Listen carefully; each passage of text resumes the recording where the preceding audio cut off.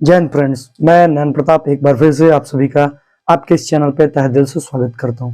तो दोस्तों, जैसा कि हम पढ़ रहे थे वर्ग 10 के भौतिकी में कौन सा चैप्टर, प्रकाश का प्रवर्तन, और उस प्रकाश के प्रवर्तन चैप्टर में हम लोग पीछे के जितने टॉपिक्स हैं, जैसे कि प्रकाश का प्रवर्तन क्या है, प्रकाश क्या है, अपसारी किरण पुंज क्या है, अभिसारी किरण पुंज क्या है, फिर हम लोग पढ़े थे भाई कि प्रकाश के प्रवर्तन से आप क्या समझते हैं, इसके कितने नियम हैं, आपतन कोण क्या है, प्रवर्तन कोण क्या है। इसके साथ हम पढ़े थे प्रतिबिंब क्या है, प्रतिबिंब जैसे ही पढ़े फिर पढ़े दर्पण क्या है, फिर दर्पण में पढ़े कि समतल दर्पण क्या है, गोलीय दर्पण क्या है। फिर हम पढ़े कि गोलीय दर्पण में फोकस दूरी जो होती है वो वक्रता त्रिज्या की आधी होती है। फिर हम पढ़े कि गोलीय दर्पण दो प्रकार के होते हैं, अवतल और उत्तल। फिर हम ये पढ़े कि अवतल दर्पण के उपयोग क्या है, और फिर हम ये पढ़े कि उत्तल दर्पण के उपयोग क्या है, ये पढ़े थे।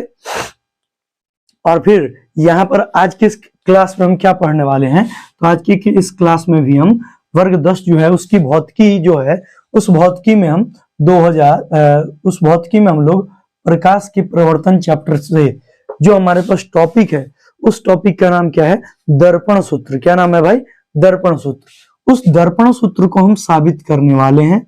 हमारा क्या है आज का टॉपिक, दर्पण सूत्र। क्या है भाई, दर्पण सूत्र।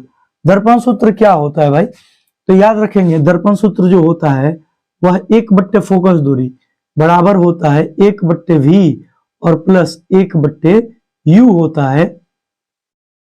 ये हमारा दर्पण सूत्र होता है, जहां पर f बराबर क्या होता है, फोकस दूरी होता है। f बराबर क्या होता है, फोकस दूरी। u बराबर क्या होता है, वस्तु दूरी। u बराबर क्या होता है, वस्तु दूरी। और v बराबर होता है भाई प्रतिबिंब दूरी। v बराबर क्या होता है भाई, प्रतिबिंब दूरी। ये ध्यान रखेंगे, v बराबर प्रतिबिंब दूरी। ठीक है, अब इसके बारे में हम समझेंगे कि हमारा ये दर्पण सूत्र आखिर साबित कैसे होगा। ठीक है, समझेंगे। दर्पण सूत्र को भाई हम साबित तो कर देंगे, लेकिन उससे पहले यहाँ पर 2-3 पॉइंट जो कि पिछले क्लास में हम पढ़े थे उसको एक बार देख लीजिए कि ये हमारा साइन कन्वेक्शन होता है, और ये साइन कन्वेक्शन में क्या होता है, ये हमारा कौन सा दर्पण हो गया, उत्तल दर्पण हो गया। ये हमारा कौन सा दर्पण हो गया, उत्तल दर्पण हो गया। और ये हमारा कौन सा दर्पण हो गया, ये हमारा अवतल दर्पण हो गया। और कोई सा भी दर्पण हो उसमें याद रखेंगे ये जो हमारे पास है उत्तल दर्पण, इसकी फोकस दूरी जो होती है वह इस दिशा में होती है। इधर की सारी दूरी प्लस में होगा, मूल बिंदु के ऊपर की दूरी प्लस में होगा, मूल बिंदु के बाएं की दूरी माइनस में होगा, मूल बिंदु के नीचे की दूरी माइनस में होगी। ठीक है, तो इसकी फोकस दूरी जो होती है वो किस में होती है, माइनस में होती है। आपको ये बात जो है लास्ट क्लास में बता चुके हैं हम। ठीक है, याद रखेंगे। अगर हम इस चीज को दो अलग अलग ग्राफ की सहायता से दिखाएं तो दो अलग अलग ग्राफ हमारा क्या हो सकता है भाई, अगर ये आपके पास, ये हम मान लीजिए अवतल दर्पण के लिए ये ग्राफ बना रहे हैं, तो आप ये बात अच्छे तरीके से जानते हैं, यहाँ पर P होता है, यहाँ पर C होता है, माफ कीजिए, यहाँ पर F होता है, यहाँ पर C होता है, यहाँ पर P होता है। तो आप देख लीजिए भाई कि F और P के बीच की दूरी आपकी क्या कहलाती है, फोकस दूरी। और फोकस दूरी आप मूल बिंदु से इस दिशा में माप रहे हैं, मतलब फोकस दूरी माइनस में होगी। इधर दाहिने की ओर प्लस में, ऊपर की ओर प्लस में, नीचे की ओर माइनस में। ठीक है, अब हम उत्तल दर्पण के लिए देखते हैं भाई। उत्तल दर्पण के लिए ये हमारा उत्तल दर्पण है। अब इस उत्तल दर्पण में भाई ध्यान से देखो, तो ये रहा आपके पास पोल, ये रहा आपके पास फोकस, ये रहा आपके पास सेंटर। तो आप जानते हैं कि इसकी फोकस दूरी इस दिशा में है, और इस दिशा में मापी गई दूरी किसमें होती है, प्लस में। यानी कि इसमें F होगा प्लस में, और इसमें F होगा किसमें, माइनस में। इधर F जो है इस दिशा में होगा। ठीक है, अच्छा, जो भी आप वस्तु रखते थे वो वस्तु आप इस दिशा में रखते थे। तो मूल बिंदु से वस्तु की दूरी हमारी किसमें होगी, u जो होगी इसमें भी माइनस में होगी, u जो होगी इसमें भी माइनस में होगी, पढ़े थे। और फिर लास्ट क्लास में हम ये भी पढ़े थे भाई कि जो हमारा अवतल दर्पण है उसमें प्रतिबिंब 1, फिर यहां पर बनता था 2, 3, 4, 5, अनंत पे बनता था, छठा इधर बनता था। तो याद रखेंगे प्रतिबिंब दूरी भी मूल बिंदु से बाएं दिशा में माप रहे हैं, प्रतिबिंब की दूरी भी मूल बिंदु से बाएं दिशा में माप रहे हैं। तो प्रतिबिंब दूरी जो है इसमें भी, ये भी माइनस में होगा, और एक प्रतिबिंब यहां बना है तो ये इस दिशा में है, तो ये प्रतिबिंब दूरी प्लस में होगा। क्लियर है, अच्छा, इसमें सारा प्रतिबिंब इस दिशा में बन रहा था, तो ये इस दिशा में बन रहा है, तो इस दिशा में मापी गई दूरी किसमें होगी, प्लस में। अर्थात इसमें जो भी होगा वो किसमें होगा, प्लस में। क्लियर है? अब जो हमें साबित करना है, अब हम उस पॉइंट की ओर बढ़ते हैं। ठीक है भाई, ये हम आपको समझा दिए क्योंकि इसकी जरूरत है कि कहां पर भी आपको माइनस लेना है, कहां पर यू आपको प्लस लेना है, ये चीज समझना बेहद ही जरूरी है। ठीक है, उम्मीद करते हैं समझ लिए होंगे। हम हालांकि इसको बताएंगे, घबराइए मत, ध्यान से देखिए। सबसे पहले हमें साबित क्या करना है, 1/f बराबर 1/v प्लस 1/u। तो हम सबसे पहले एक दर्पण बनाएंगे। हम बड़ा दर्पण इसलिए ले रहे हैं ताकि हमें वो जो डायग्राम है उस डायग्राम को दिखाने में हमें किसी भी प्रकार का प्रॉब्लम ना हो। ठीक है, ये समझेंगे आप, ध्यान से समझ लीजिए। अब यहां पर क्या है भाई, अब यहां पर ये है, ये हो गया हमारे पास कौन सा दर्पण, तो ये हो गया हमारे पास उत्तल दर्पण, सॉरी अवतल दर्पण। कौन सा दर्पण, अवतल दर्पण। अब इस अवतल दर्पण की खास बात क्या है कि इसमें ये रहा आपके पास क्या भाई, ये रहा आपके पास पोल, क्या रहा, पोल, क्या रहा, पोल। और ये रहा आपके पास भाई फोकस, क्या रहा, फोकस। और ये रहा भाई वक्रता केंद्र, ये क्या रहा, वक्रता केंद्र। और ये रही एक वस्तु, ये क्या है भाई, एक वस्तु है, ये क्या है भाई, वस्तु है, क्या है भाई, वस्तु है। ध्यान देना और समझते चलना। ठीक है, मानते हैं कि ये वस्तु ए और ये यहां पर बी हो गया। ठीक है, हम जानते हैं कि प्रतिबिंब बनाने के लिए कोई भी दो किरण इस दर्पण पे आपतित कराना होता है। तो हम क्या कर रहे हैं, एक किरण को भेज दिए ऐसे, एक किरण को भेज दिया ऐसे। जैसे ही ये किरण गई और जाने के बाद ये क्या करेगी भाई, टकराएगी, और टकराने के बाद फोकस से गुजरेगी, फोकस से निकल गई, निकल गई फोकस से। अच्छा, दूसरी किरण जो होगी वो आप जानते हैं, वो आप और हम भी जानते हैं कि दूसरी किरण को हम भेजेंगे वक्रता केंद्र से, और वक्रता केंद्र से भेजेंगे तो वक्रता केंद्र से जाने के बाद यह वापस उसी पथ पर लौट जाएगी, ये जाएगी और वापस उसी पथ पर लौट जाएगी। ये पढ़े हैं, ये किरण गई ऐसे और ये किरण जाने के बाद क्या की भाई, वापस इस दिशा में निकल गई। तो जहां पर ये दोनों का कटान है ना भाई, वहीं पर क्या बनता है, प्रतिबिंब बनता है, वहीं पर क्या बनता है, प्रतिबिंब। गौर से देखिएगा, ये आपका प्रतिबिंब बन गया, ये क्या बना, प्रतिबिंब, ये बना प्रतिबिंब। इसका नाम दे रहे हैं भाई, यहां पर रख दिए आई और यहां पर रख दिए भाई बी डैश, क्या रख दिए, बी डैश। ठीक है, अब दूसरी बात भाई, ये जो हम हाइट लिए है ना, इसी हाइट के अनुसार हम यहाँ पर एक सरल रेखा जो है वो हम मिलाएंगे और इसका नाम रख देंगे एम। ठीक है, चाहे डी रख देते हैं, क्या रख देते हैं, डी रख देते हैं, और इसका नाम रख देते हैं एम। कोई दिक्कत इसमें किसी को भाई नहीं होना चाहिए दिक्कत।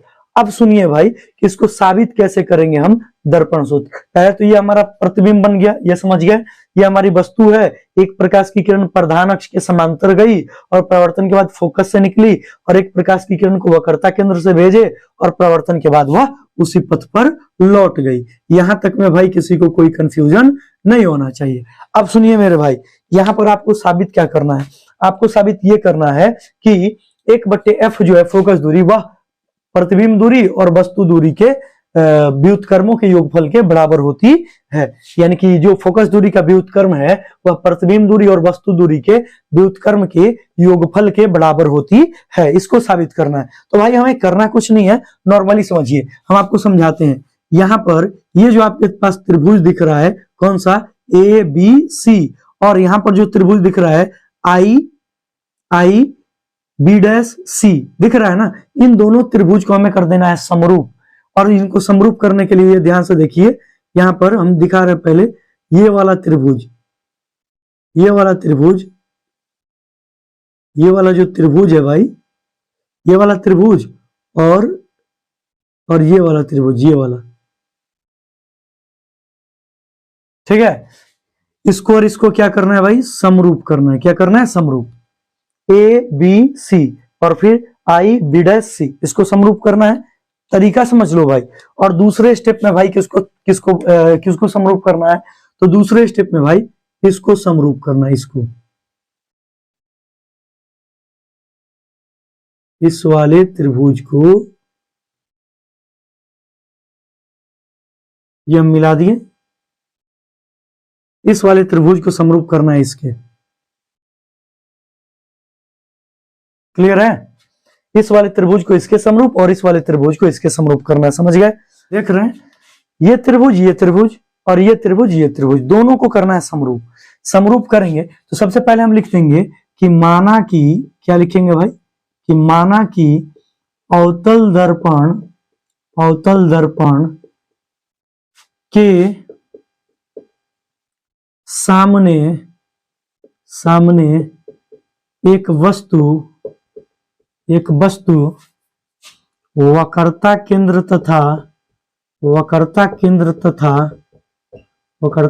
तथा इधर होता है अनंत, ये वक्रता केंद्र है, इधर अनंत है, तो लिख देंगे वक्रता केंद्र तथा अनंत के बीच रखी गई है, अनंत के बीच रखी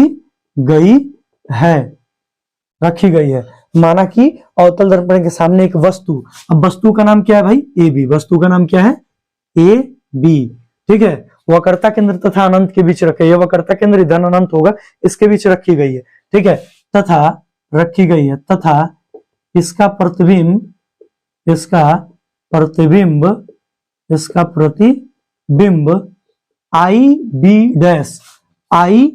डैश कहां बन रहा है भाई, आई बी डैश कहां बन रहा है, केंद्र और फोकस के बीच में। आई बी डैश वक्रता केंद्र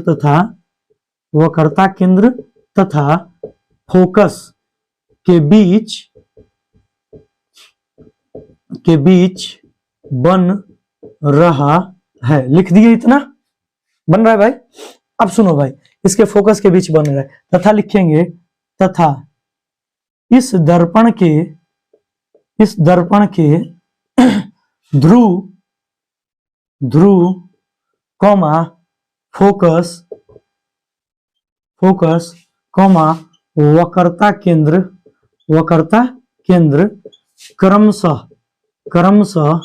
क्रमशः क्या है भाई, पहले ध्रुव है तो P कॉमा फोकस है तो F कॉमा C है, ठीक है, P ध्रुव है, फोकस F है, वक्रता केंद्र C है, ठीक है।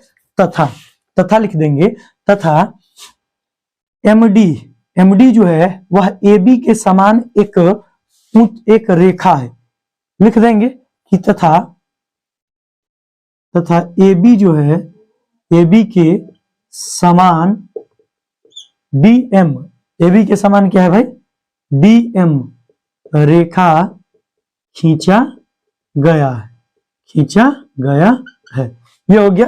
अब हमें दिखाई क्या दे रहा है भाई, तो अब यहां पर लिखेंगे, तो चित्र के अनुसार, इसलिए चित्र के अनुसार, अब चित्र के अनुसार भाई हमें और आपको भी दिख रहा है कि त्रिभुज ए बी सी समरूप होगा त्रिभुज आई बी डैश सी के अनुसार। त्रिभुज ए बी सी तथा त्रिभुज आई बी डैश सी में, ध्यान देना, ए बी सी और आई बी डैश सी में, ए बी सी और आई बी डैश सी में क्या होगा भाई, आप देखें गौर से, तो आप लिखिएगा कि यहाँ पर ये वाला एंगल 90 डिग्री है और ये वाला भी एंगल 90 डिग्री है, ये 90 डिग्री है भाई, और ये भी कितना है, 90 डिग्री है। तो हम क्या कह सकते हैं कि कोण ए जो है यह बराबर है किसके, कोण आई के बराबर है 90 डिग्री, ठीक है। अच्छा, फिर दूसरा क्या लिख सकते हैं भाई कि ये वाला जो कोण है, ये वाला कोण इस कोण के बराबर होगा। आप जानते हैं कि दो रेखाएं एक दूसरे को जब काटती हूं तो इसके सम्मुख कोण आपस में समान होते हैं, ये वाला कोण इसके बराबर और ये वाला कोण इसके, ये वाला इसके होता है। तो ये देखो भाई, ये एक रेखा है, ये एक रेखा है, काट रही है, तो ये वाला कोण इसके बराबर हो गया, और ये 90, तो हम कह सकते हैं भाई कि यहाँ पर कि कोण सी बराबर, चाहे लिख देते हैं कोण ए सी बी बराबर कोण आई सी बी डैश लिख देंगे, तथा कोण ए सी बी बराबर होगा कोण आई सी बी डैश के, ठीक है। तो ये किससे भाई, ये है सम्मुख कोण, ये किससे भाई, सम्मुख कोण से। अब सुनना भाई, तो त्रिभुज एबीसी और आईबीसी में जब दो कोण क्या हो गए, समान हो गए, इसलिए त्रिभुज एबीसी समरूप है त्रिभुज आई बी डैश सी के। ये ध्यान रखेंगे, समरूप की प्रॉपर्टी है, कम से कम दो एंगल जो है वो क्या होने चाहिए, उनके समान होने चाहिए। और समरूप क्या होता है, तो समरूप हम बताते हैं जिस प्रकार कोई त्रिभुज ये एक है और इस त्रिभुज की प्रत्येक भुजा कितनी है 60 है, सॉरी प्रत्येक कोण कितने हैं 60 है, और हम एक ये त्रिभुज बनाए, इसमें भी यदि प्रत्येक कोण 60 है तो अंतर बताओ भाई किसका हुआ, अंतर इस साइड का ही तो हुआ, अंतर इस साइड का ही हुआ। अब आप ही सोचो भाई कि ये कोण और ये कोण बराबर है और ये कोण बराबर है, तो बच गया ये और ये, तो क्या ये दोनों कोण बराबर नहीं होंगे। समझाते हैं, एक तरीका और ले लो, जैसे हम आपको समझाते हैं, जैसे ये है आपके पास 60 है और ये भी कितना है 60 है, तो ये कितना है मान लो कि 40 है, कितना है 40 है, तो ये भी 60 है और ये भी कितना है 40 है। तो जब दो कोण समान है तो ये तीसरा कोण समान नहीं होगा। देखो कैसे, ये 60 है तो 60, ये 40 है तो 40। हम जानते हैं कि त्रिभुज के तीनों कोण का योग 180 होता है। 60 40 100 हो गया तो ये कितना हुआ 80, 60 40 100 हो गया तो ये कितना हो गया 80, यही ना बचा।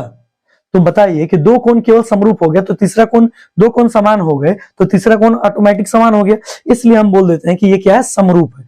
तो अब देखना भाई, समरूप का मतलब है कि साइड बढ़ जाएगा, क्या बढ़ जाएगा साइड, ये दिखाए ना आपको छोटा सा और बड़ा सा, ये कोण बराबर थे, ये कोण क्या थे भाई बराबर थे और बस साइड बढ़ जा रही थी। तो ये हम ए बी अगर सी करें और डी ई और एफ करें भाई, तो याद रखेंगे कि ए बी बट्टे अगर हम डी ई करें तो यह बराबर होगा ए सी बट्टे डी एफ के, ए सी बट्टे डी एफ के, और ये बराबर होगा बी सी और बट्टे में भाई ई एफ के, बट्टे में ई एफ के। मतलब ना उसकी भुजाओं का अनुपात भी आपस में बराबर होता है। यदि कोण समरूप हो जाए, चाहे त्रिभुज समरूप हो जाए, तो उसकी भुजा का अनुपात भी क्या होता है बराबर होता है। यही एक कॉन्सेप्ट है जिसको आपके दिमाग में फिट होना चाहिए। चलो इस कॉन्सेप्ट को हम जरा सा यहाँ पर शॉर्ट में लिख देते हैं, ध्यान दीजिएगा। इस कॉन्सेप्ट को हम जरा सा शॉर्ट में लिख देते हैं, जैसे कि मान लीजिए कि ये एक त्रिभुज है और ये भी एक त्रिभुज है, ठीक है, ये भी एक त्रिभुज है, ये ध्यान रखेंगे, ये ए है, ये बी है, ये सी है, डी है, ई है, एफ है। ध्यान देना भाई कि ये अगर 60 डिग्री है, ये भी 60 डिग्री है, ये भी 60 डिग्री है, तो ये भी कितना होगा 60, और ये अगर और यदि ये भी 60 है तो होता क्या है, ये त्रिभुज ए बी सी समरूप होगा त्रिभुज डी ई एफ के, और इस प्रकार ए बी लाइन से ले चलो, ए बी बट्टे ए डी, ए बी बट्टे ए डी बराबर होगा बी सी बट्टे डी ई, बी सी बट्टे sorry E F, B C बट्टे ई एफ, बी सी बट्टे ई एफ। ये तो त्रिभुज है ना जी, ये त्रिभुज है बी सी बट्टे ई एफ। अच्छा, और ध्यान देना बराबर होगा डी ए सी फर्स्ट और लास्ट, वैसे डी और एफ। ये आपका कॉन्सेप्ट है, इस कॉन्सेप्ट को आपके दिमाग में फिट रखना है, ठीक है। तो उसी आधार पर देखो भाई, त्रिभुज ए बी सी और आई बी डैश, त्रिभुज ए बी सी और आई बी डैश सी समरूप हो गए भाई। अब जब समरूप हो गए तो हम क्या कह सकते हैं भाई कि इस भुजा ए बी बट्टे हम क्या लिखेंगे आई बी डैश बराबर, ले लो यहीं से ए बी बट्टे आई बी डैश ले लिए बराबर, हम क्या लिख सकते हैं बी सी, लिख सकते हैं बी सी, लेकिन हमें बी सी नहीं लिखना है, हमें लिखना है ए सी। क्या लिखना है ए सी। तो चाहे ले लो, सबको लाइन से लेते चलते हैं, तो ले लो बी सी बट्टे बी डैश सी, ये बराबर होगा किसके भाई, ये बराबर होगा किसके, ये बराबर होगा भाई, ये बराबर होगा आपको ए सी और बट्टे में आई सी के, ठीक है। इसको हम कर लिए इक्वेशन नंबर फर्स्ट, इसको हम क्या कर लिए इक्वेशन नंबर फर्स्ट। लेकिन इसमें हमें कुछ झोल है, क्या झोल है वो समझिए। हम ए बी को ए बी ही ले लिए और आई बी को आई बी डैश ही ले लिए, और हम इसको ना लेके हम लिए इसको ए सी बट्टे आई सी, ठीक है। क्यों लिए अब सुनिए, क्योंकि हमें ए सी जो है ना, यह जो ए सी है, इस ए सी को हमें चेंज करना है भाई P A minus P C में। देख लो भाई, इस छोटे वाले हिस्से को प्राप्त करना है, इस छोटे वाले हिस्से को, तो इस बड़े वाले में से, इस बड़े वाले में से यदि आप इस छोटे को घटा दीजिएगा तो ये मिल जाएगा। तो इसलिए P A minus P C क्या कर देंगे, P A minus P C कर दिए भाई, P A minus P C कर दिए, तो ये नहीं मिल जाएगा, ये वाला हिस्सा मिल जाएगा भाई, मिल जाएगा। अब वैसे ही भाई P C minus P I कर देंगे तो आई सी नहीं मिल जाएगा, I C, P C minus P I कर दिए तो आई सी मिल गया। तो ऐसे हम लिख दिए P C minus P I, P C minus P I मिल गया, ये वाला हिस्सा मिल गया। अब सुनो भाई, ये हमारे पास हो गया एक इक्वेशन जिसको जानना बेहद ही जरूरी है। अब ये हो गया आपके पास इक्वेशन नंबर फर्स्ट हो गया। अब दूसरा नंबर ध्यान देंगे भाई। अब फिर त्रिभुज, अब ले रहे हैं दूसरा त्रिभुज। कौन कौन सा? त्रिभुज डी एम एफ और आई बी डैश एफ। कौन कौन? त्रिभुज डी एम एफ एवं त्रिभुज आई बी डैश एफ में, फिर से त्रिभुज डी एम एफ और आई बी डैश एफ में ध्यान दीजिएगा क्या होगा भाई। आप गौर से देखो भाई कि ये है 90 डिग्री, ये कितना है 90 डिग्री।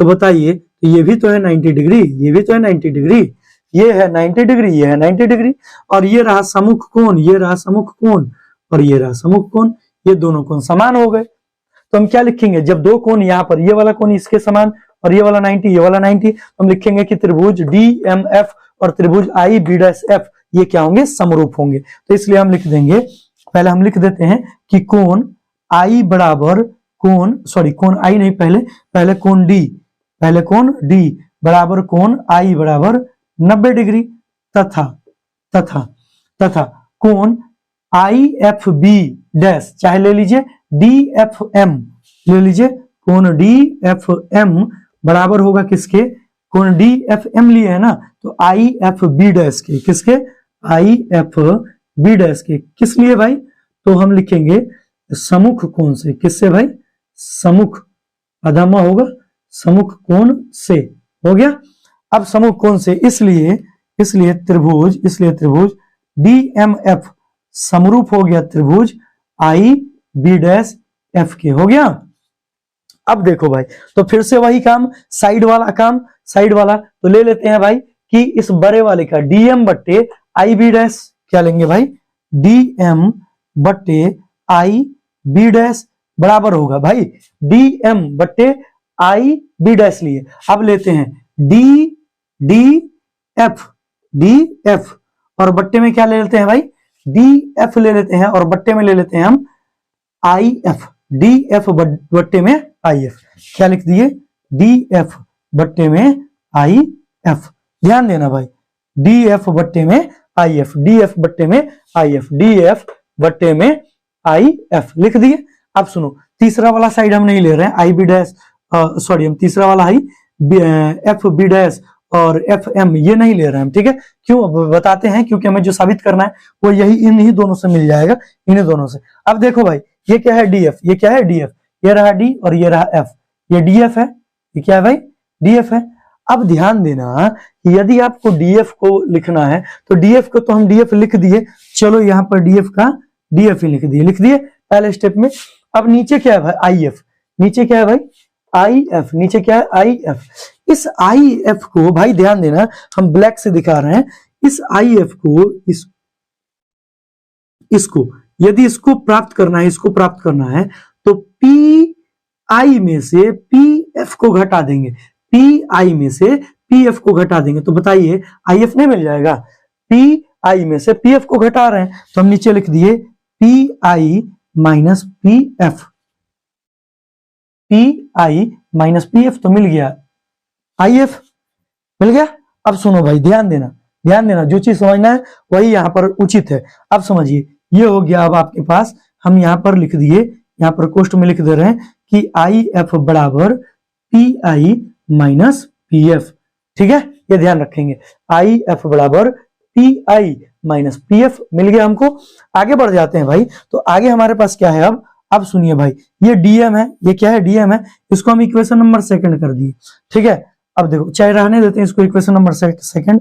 अब देखो डीएम बट्टे आई बी डैश, डीएम जो है ना भाई, ये जो डीएम है यह किसके बराबर है, ए बी के बराबर है। देखो यहाँ पर लिखे हैं ए बी के समान है कौन, डीएम, इसलिए हम डीएम के बदले में लिख दिए ए बी। तो ए बी बट्टे क्या हो गया, आई बी डैश बराबर, भाई इधर से ले लो डी एफ बट्टे में क्या ले लो, P I minus P F ले लिए। DM के बदले में क्या ले लिए, AB, और बट्टे में IB डैश वैसे ही, और यहाँ पर DF ले लिए और बट्टे में PI माइनस PF, इस बीच वाले को हटा दिए। अब सुनो भाई, ये हमारा हो गया इक्वेशन नंबर सेकंड। तो ये है इक्वेशन फर्स्ट, इक्वेशन सेकंड। देखिए यहाँ पर इक्वेशन फर्स्ट में देखिए ध्यान से, इक्वेशन फर्स्ट में आपके पास क्या मिल रहा है, आप देखिए यहाँ पर क्या है, AB बट्टे IB डैश, AB बट्टे IB डैश बराबर है, दोनों तरफ का LHS बराबर है, दोनों तरफ का LHS क्या है भाई, बराबर है। तो अब हम क्या कर रहे हैं भाई, ये LHS जब बराबर है तो हम क्या कर देंगे, RHS को भी बराबर कर देंगे, अर्थात इस वाले हिस्से को हम इस वाले हिस्से के, माफ कीजिए, इस वाले हिस्से को हम इस वाले हिस्से के बराबर कर देंगे, कर देंगे। ध्यान से देखिए, ये वाला हिस्सा, ये वाला हिस्सा, ये आपस में बराबर है, ये एक टिक, ये एक टिक, ये वाला हिस्सा बराबर है, इसलिए हम ये डबल टिक, ये वाला हिस्सा और ये वाला हिस्सा, इन डबल टिक, इन दोनों वाले हिस्से को क्या कर देंगे, बराबर कर देंगे, कर देंगे। अब सुनो भाई, अब इस आधार पर देखिए तो आपके पास क्या हो गया भाई कि PA माइनस PC बट्टे PC माइनस PI कर दिए भाई, ध्यान से देखना, PA माइनस PC बट्टे PC माइनस PI कर दिए, ये बराबर कर दिए किसके, DF बट्टे में PI माइनस PF, और यहां पर हम लिख देंगे समीकरण 1 और 2 से, समीकरण 1 और 2 से लिए हैं। अब सुनिए भाई, अब देखना ध्यान से, DF, अब DF वाला झोल है भाई, DF वाला झोल देखिए, ये है D और F, ये है D और F, D और F। क्या हम इस किरण को, ध्यान देना, जो हम किरण यहां से आपतित करवाए हैं, ये किरण जो हम यहां से आपतित करवाए हैं, ये जो किरण हमारी, ये ले लेते हैं यहाँ पर, ये है ना, ये जो किरण हमारी यहाँ पर आपतित हुई है, तो हमारा D आया है यहाँ पर। अगर ये किरण ये हमारा यहाँ पर है, तो ये किरण यहाँ पर आया है D। अगर ये किरण हमारा ऐसे रहता, ये किरण P और D क्या आपस में एक दूसरे के बराबर नहीं होते, D जो है वह P वाले बिंदु पर नहीं होता, लगभग में। यदि इस किरण को और नीचे लाते हैं, इस किरण को और नीचे लाते हैं, यहाँ पर लाते हैं, तो बताइए यहां से जब हम लंब डालते हैं तो बताइए कि D और P इस एक दूसरे पर होते कि नहीं होते। तो इसलिए हम मान रहे हैं कि D से P की जो दूरी है वह लगभग में समान है, अर्थात ध्यान से हम क्या बोलेंगे कि मानेंगे कि जो FD जो है ना, DF जो है वह बराबर है किसके, PF के। हम क्या मानेंगे, DF जो है वह बराबर है लगभग में PF के। हम लिख देंगे यहां पर, अगले स्टेटमेंट की ओर बढ़े, तो यहां पर बना भाई क्या, यहां पर बना देते हैं आगे, यहां पर बना देते हैं, ध्यान से देखिए, हाँ ध्यान से देखिए, PA माइनस PC बट्टे PC माइनस PI बराबर, ध्यान से देखना भाई, इस DF के बदले में हम क्या लिख रहे हैं, इस DF के बदले में हम क्या लिख रहे हैं, PF लिख रहे हैं, क्या लिख रहे हैं, PF, और बट्टे में जो है वैसे ही PI माइनस PF, ये आपके पास हो गया, इसी से आपका सॉल्व हो जाएगा। हम क्यों लिए हैं भाई, हम लिख दिए कि DF बराबर है PF के, और नीचे लिख दिए भाई लगभग, इसलिए DF के बदले में हम PF लिख लिए, ठीक है। अब सुनना भाई, ध्यान दीजिएगा, अब इसको इससे गुणा करना है, लेकिन अब हम जो चीज बता रहे हैं उस चीज को ध्यान से सुनिए। ये PA है, ये P है और ये A है, तो ये है पोल से ये है वस्तु, इसकी दूरी को हम क्या बोलेंगे, ध्यान से देखिएगा, PA हमारा क्या होगा, वस्तु दूरी होगा, क्या होगा भाई, वस्तु दूरी। और वस्तु दूरी को किससे सूचित करते हैं, U से। किससे सूचित करते हैं, U से। और चिन्ह परिपाटी हमारी काम करती है किस दिशा में, जो चिन्ह परिपाटी हमारी इस दिशा में है वस्तु, तो U का मान किस में होगा, माइनस में, ध्यान देना भाई। वैसे ही PC, हमारे पास क्या है भाई, PC, तो PC बराबर क्या होता है भाई, वक्रता त्रिज्या। क्या होता है, वक्रता त्रिज्या। वक्रता त्रिज्या को क्या लिखते हैं, R लिखते हैं, और R बराबर हम 2F भी लिख सकते हैं। आप जानते हैं कि F बराबर क्या होता है, R/2, तो R बराबर क्या हो गया भाई, 2F। बताइए, इसमें दिक्कत किसी को नहीं होना चाहिए, इसलिए हम 2F लिख दिए। और इस दिशा में दूरी माप रहे हैं तो वो भी किसमें होगा, माइनस में। अब आ जाओ भाई, P से I की दूरी,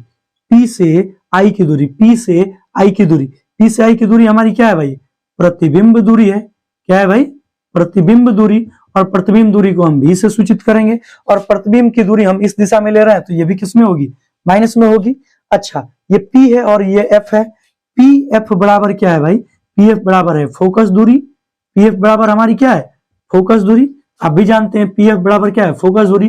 पोल और फोकस के बीच की दूरी फोकस है दूरी तो कहलाती है। तो ये हो गया आपको एफ, और ये भी इस दिशा में है तो हमारी चिन्ह क्या होगी, माइनस होगी। ये पॉइंट आपको क्लियर होना चाहिए। अब देखिए इन सब का मान रखेंगे हम लोग पी ए, तो पी ए की जगह पर हम क्या रखेंगे, माइनस का यू रख दिए, minus P C. P C क्या है भाई, माइनस का 2f, तो लिख दिए माइनस का 2f बट्टे पी सी, तो पी सी के बदले में यहां पर भी माइनस का 2f minus P I. P I कौन है भाई, पी और आई। पी और आई को क्या लिखे भाई, माइनस का v, और ये बराबर हो गया P F. P F, P F क्या है, माइनस का f बट्टे पी आई। पी आई हमारा देख लो यहां पर क्या है, माइनस का v, और फिर माइनस, और पी एफ, ये पी एफ हमारा क्या है, माइनस का f। पी एफ हमारा क्या है, माइनस का f। चलो इसको सॉल्व करते हैं। अब देखिए भाई, ये माइनस का हो गया u, और ये माइनस माइनस हो गया प्लस का 2f बट्टे में ये माइनस का हो गया 2f, और ये भाई माइनस माइनस क्या हो गया प्लस, और ये हो गया v। ये बराबर भाई ध्यान देना, ये माइनस का f वैसे ही रहेगा, और भाई माइनस का v वैसे ही रहेगा, और माइनस माइनस हो गया प्लस, और ये हो गया f। समझ गए। अब सुनिए यहां से कॉन्सेप्ट, यहां से अब इस वाले को हम लेके चलते हैं यहां पर, ध्यान से देखिए। अब देखिए भाई, इस वाले हिस्से में इसको हम गुना करते हैं, तो एक बार हम लिख देते हैं यहां पर कि माइनस का u, माइनस का u, और फिर प्लस का 2f, ये हम लिख दिए। माइनस का u प्लस का 2f में गुना करेंगे इससे, तिरछे तिरछे यहां पर अब गुना होगा, तिरछे तिरछे गुना होगा, गुना होगा तो माइनस का u प्लस 2f, माइनस का u प्लस 2f गुना होगा किससे भाई, माइनस का v प्लस f से, माइनस का v प्लस f से, ये बराबर फिर माइनस का 2f प्लस v, इसमें गुना होगा माइनस के f से, तो माइनस का f लिख दिए, और इसमें गुना किससे होगा, इसमें गुना होगा भाई माइनस के 2f प्लस v से, माइनस का 2f प्लस v से। ठीक है, यहां से थोड़ा सा जटिल है, 5 मिनट का और काम है, हो गया। अब देखिए, तो माइनस के u से हम गुना कर देंगे इस टोटल में, माइनस का v प्लस प्लस का f से, और फिर प्लस के 2f से गुना करेंगे किसमें, माइनस के v प्लस f से, ये बराबर, ये माइनस में माइनस से गुना होगा भाई तो हो गया प्लस, और 2f हो गया स्क्वायर, और माइनस में प्लस में गुना होगा माइनस, और v और f में होगा तो vf हो गया, क्या हो गया, vf। अब सुन लो भाई, ध्यान से समझ लेना थोड़ा सा और, अब समझ लो, u से इसमें गुना होगा माइनस माइनस गुना हो गया प्लस, और u भी हो गया, क्या हो गया, u भी, माइनस प्लस गुना हुआ माइनस, ये हो गया uf हो गया, क्या हो गया, uf हो गया, फिर प्लस, भाई यहां पर प्लस और माइनस गुना होगा, यहां से भाई प्लस और माइनस गुना होगा माइनस, 2f में v से गुना होगा तो 2vf हो गया, हो गया, फिर प्लस और प्लस गुना हुआ तो प्लस ही हुआ, और ये हो गया 2f स्क्वायर। ध्यान से देखो भाई, ये भी है 2f स्क्वायर, ये है माइनस का vf। भाई प्लस का 2f स्क्वायर प्लस का 2f स्क्वायर बराबर के इस तरफ दोनों तरफ है, तो ये कट गया दोनों। अब देखिए भाई, अब हम क्या कर रहे हैं भाई, ध्यान से देखना, अब हम क्या कर रहे हैं यहाँ पर, ये या का चिन्ह है, अब हम ये कर रहे हैं कि u भी को हम रहने दिए, यहीं पर रहने दिए, और इन सबको भेज रहे हैं दूसरी तरफ, तो बराबर जो है जहां पर उसको बराबर लिख दिए, और माइनस का vf को माइनस का vf लिख दिए, माइनस का vf, इसको हम ले जा रहे हैं दूसरी तरफ, तो माइनस का हो गया uf जो है वो किस में हो गया, प्लस के uf में, प्लस के uf में, और माइनस का जो 2vf है यह हो गया प्लस में 2 का vf। बताइए दिक्कत। अब ये देखो प्लस का 2vf और एगो यहाँ पर माइनस का vf है, घटेगा तो क्या आएगा भाई, तो uf ये वैसे ही रहेगा, और ये हो गया प्लस का vf, और ये हो गया आपके पास ub हो गया। अब क्या करना है, ये देखो ub, uf और vf आ गया। अब हम करेंगे uvf से भाग देने पर, uvf से भाग देने पर, तो हमारे पास आ जाएगा uv बट्टे uvf बराबर uf बट्टे uvf प्लस vf बट्टे uvf। ध्यान से देखना, uv uv कट गया, uf uf कट गया, भी कट गया, एफ कट गया। तो ध्यान से देखो भाई, इधर क्या बचा, ऊपर बचा 1, नीचे बचा f, तो 1/f हो गया। ये हुआ बराबर, ऊपर बचा 1 और नीचे क्या बचा भाई v, तो v हो गया। और प्लस है तो प्लस, ऊपर बचा 1 और नीचे क्या बचा भाई u, तो u हो गया, तो u। और ये रहा आपका दर्पण सूत्र, प्रूव्ड हो गया। बोलिए, उम्मीद करते हैं आपको समझ में आया होगा। और यदि आप समझ गए हैं तो आप हमें कमेंट करके बताएं कि वीडियो कैसा लगा। अगर अच्छा लगा तो वीडियो को लाइक करें, चैनल पर यदि आप नए हैं तो चैनल को सब्सक्राइब कर लें और दोस्तों के साथ शेयर करना ना भूलें। ऐसे ही और भी वीडियोस आपके पास पहुंचती रहेंगी। ये आज हमारा ये 12वां वीडियो है और इस 12वें वीडियो में, सॉरी 11वां वीडियो है। इस 11वें वीडियो में हम दर्पण सूत्र को साबित किए और एक क्लास है हमारा, इसके बाद ये चैप्टर कंप्लीट हो जाएगा, फिर हम सेकंड चैप्टर की ओर मूव करेंगे। और कुछ ही दिनों के अंतर्गत हम मैथ्स भी शुरू करेंगे और मैथ बिल्कुल बेसिक से हम लोग स्टार्ट करेंगे। बेसिक से या तो केसी सिन्हा, या तो हम लोग आर.एस. अग्रवाल, या तो हम लोग सुगम भारती भवन का वो मैथ चालू करेंगे। ठीक है, तो आप जल्दी से इसका स्क्रीनशॉट ले लीजिए, जल्दी से ले लिए, ले लिए, ले लो झट से। चलो ठीक है, चलिए तब तक के लिए बाय बाय, जय हिंद।